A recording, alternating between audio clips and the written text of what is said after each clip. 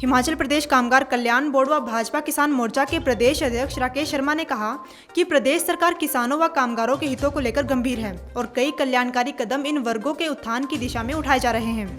Media से बात करते हुए राकेश शर्मा ने कहा कि प्रदेश में मंडियों के विकास पर सरकार 197 करोड़ रुपए का बजट खर्च कर रही है, जिससे एक और जहां प्रदेश में नई मंडियों का निर्माण हो रहा है, वहीं कई पुरानी मंडियों का भी विस्तार किया जा रहा है। उन्होंने यह भी कहा कि मजदूरों की समस्याओं को लेकर राज्य सरकार गंभीर है और उनके बच्चे आसानी से पढ़ाई कर सके, इसके लिए विशेष बजट का प्रावधान बोर्ड के आग्रह पर मुख्यमंत्री जयराम ठाकुर ने राज्य में किया है। नाहन से सुनीता वर्मा की रिपोर्ट। इन 40 दिनों में हमने प्रयास किया कि पहले तो जो स्थिति है प्रदेश के मजदूरों की, मैंने पूरे हिमाचल का दौरा, चंबा तक की बात हो, तीसा से लेकर और भरमौर तक के वहाँ के किसानों और मजदूरों की बात हो,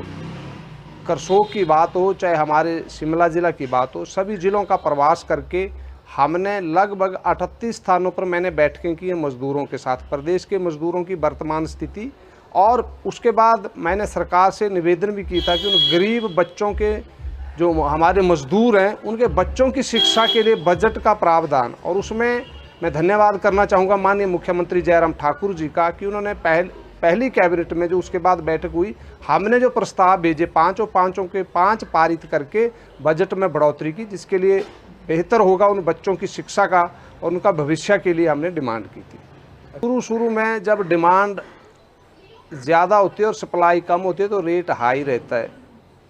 और बीच में फिर एकदम सप्लाई ज़्यादा आती है तो रेट थोड़ा डाउन जाता है। लेकिन उसके बाद फिर से हमारी सरकार की ओर से हमने ये प्रयास किया है कि पहली बार हिमाचल प्रदेश में मंडियों के विकास के लिए जयराम ठाकुर जी ने 197 करोड़ रुपया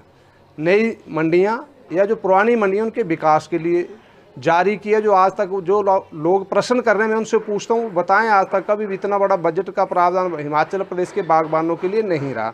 दूसरा, हमने कहा कि सीए स्टोर सरकार बनाए और 25 करोड़ रुपया माननीय जयराम ठाकुर जी ने जारी कर दिया है, जिसका भी मुझे लगता है टेंडरिंग भी शुरू हो गया और काम शुरू हो गया पराला में ठियोग के पास। हम चाहेंगे कि भविष्य में भी इस तरह की जो बागबानों की छोटी छोटी समस्याएं दूसरे स्थानों पर भी, चाहे सिरमौर ज़िले में, चाहे कुल्लू में, जहां और सेब होता है जिन क्षेत्रों में, वहां भी सीए स्टोर शुरू किए जाएं ताकि इस समस्या का समाधान बागबानों का किया जा सके। हमारा सबसे पहला विषय तो इस प्रदेश के जो हमारा किसान है, छोटा किसान है, वहाँ पर बेसहारा पशुओं के कारण बहुत नुकसान फसलों का होता था। तो माननीय मुख्यमंत्री जी से भी और प्रदेश के कृषि मंत्री जी से भी हमारी पहली बैठक इस विषय पर हुई, और मैं धन्यवाद करना चाहूँगा कि उन्होंने बजट का प्रावधान करके पूरे प्रदेश में कई स्थानों पर काम शुरू हो गया है। और माननीय कृषि मंत्री जी ने कहा है कि हम 31 मार्च 2022 तक 80% बेसहारा पशुओं को सहारा देकर ऐसे गौ सदनों में उनका रखेंगे और व्यवस्था करेंगे। हिमाचल दर्पण लाइव टीवी